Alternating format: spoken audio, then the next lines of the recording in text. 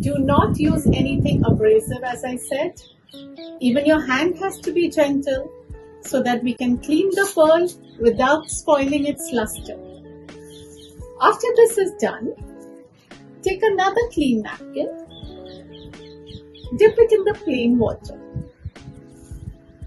and then wipe off the soap solution from each and every pearl. After that is done, leave the pearl out to dry on the napkin, like this.